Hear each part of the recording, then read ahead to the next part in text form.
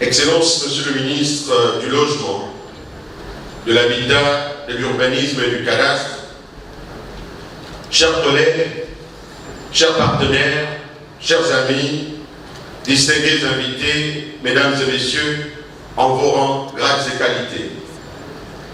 Alors que s'achève cette 57e conférence annuelle du réseau Habitat et Francophonie, que le ministère du Logement, de l'Habitat, de l'Urbanisme et du Cadastre et la Société nationale immobilière du Gabon ont eu le plaisir d'accueillir ici à Libreville, je tiens à exprimer en mon nom propre et au nom de l'ensemble des membres du réseau et de l'ensemble des partenaires notre profonde gratitude à chacun et à chacune d'entre vous pour votre engagement, votre présence très nombreuse et vos riches contributions tout au long de ces 2 journées de réflexion et d'échange. Cette édition a été sans aucun doute un important moment d'échange sur un défi majeur, celui du financement du logement. Nous avons été ravis d'accueillir au cours de ces 2 jours plus de 200 participants venus de plus de 20 pays. Soyez-en remerciés. C'est donc un moment privilégié où les expertises se sont rencontrées, où les expériences concrètes ont nourri nos réflexions communes en matière d'habitat abordable. Nous avons eu l'honneur d'écouter des interventions de grande qualité et c'est le lieu pour moi de remercier l'ensemble des intervenants qui nous ont permis de mettre en perspective cette question essentielle du financement. À travers les panels et nos échanges, plusieurs constats ont émergé avec force. D'abord, le logement doit être vu comme un accélérateur de croissance et d'épanouissement. Le logement n'est pas seulement une infrastructure, mais c'est d'abord un droit fondamental, un levier de justice sociale, un moteur de dignité humaine. Les crises multiples, économiques, environnementales, migratoires, nous imposent d'accélérer les réponses concrètes en matière de financement, de construction durable, d'inclusion sociale et d'innovation. La coopération, parce qu'elle nous apporte des valeurs de solidarité, de diversité et de partage, a un rôle décisif à jouer dans l'élaboration des solutions adaptées à nos contextes variés. Mais au-delà de ce constat, c'est l'élan collectif qui ressort de cette conférence. Ensemble, nous avons affirmé la nécessité d'intensifier le plaidoyer pour que les politiques publiques ambitieuses en matière de financement soient élaborées dans nos pays respectifs.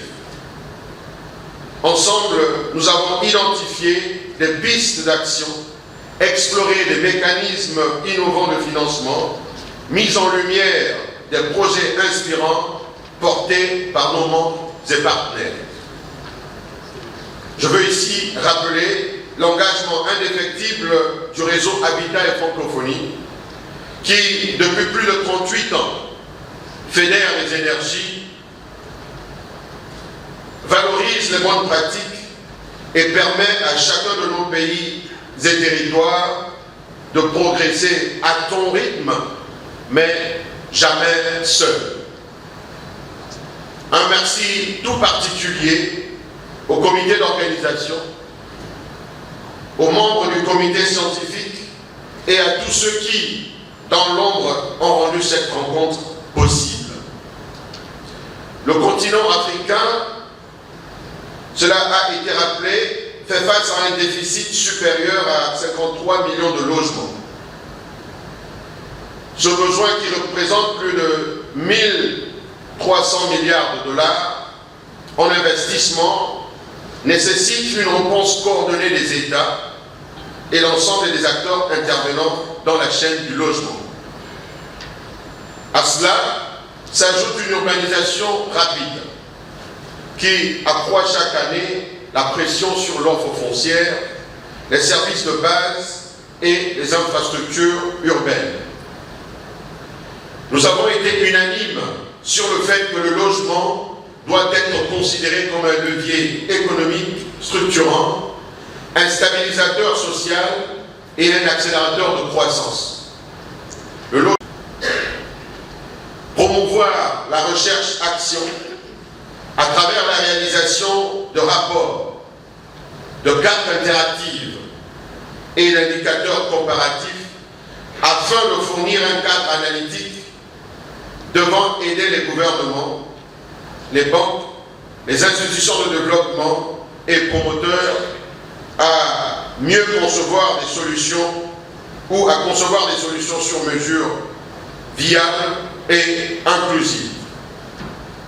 Il faut en outre mobiliser les ressources régionales à travers des instruments comme la caisse de refinancement hypothécaire.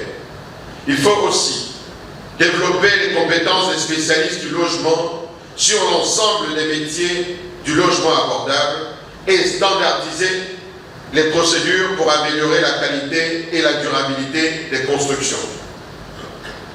Il faut appuyer la microfinance pour les populations les plus modestes, à condition d'avoir accès à des ressources plus longues.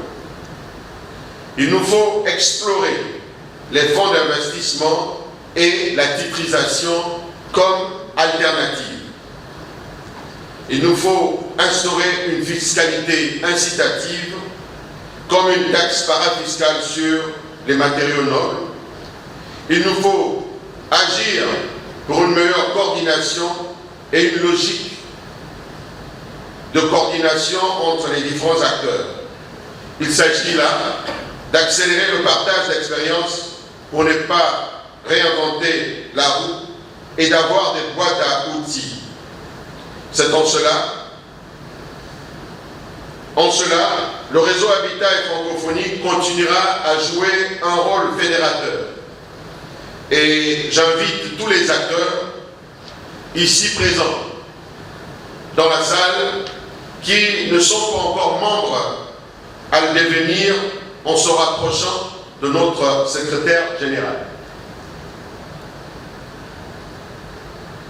C'est aussi le lieu pour moi d'annoncer que notre prochaine conférence aura lieu à Rabat au Maroc à l'invitation du groupe Al-Omran durant la première semaine du mois de mai 2026 autour du thème « Vers une approche intégrée de la durabilité du logement abordable, enjeux, outils et partenariats ».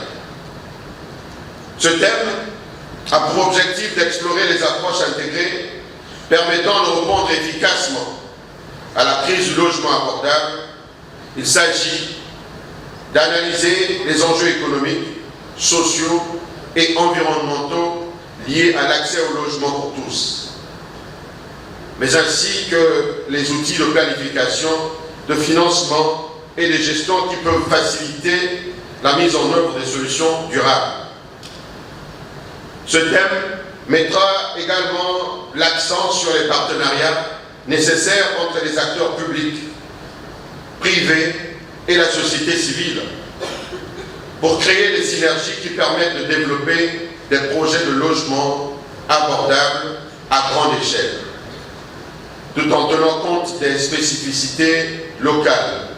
L'objectif étant donc de proposer un cadre cohérent, intégré pour des politiques publiques favorisant la coopération multi-acteurs et la mise en place de modèles de financement innovants et incluants.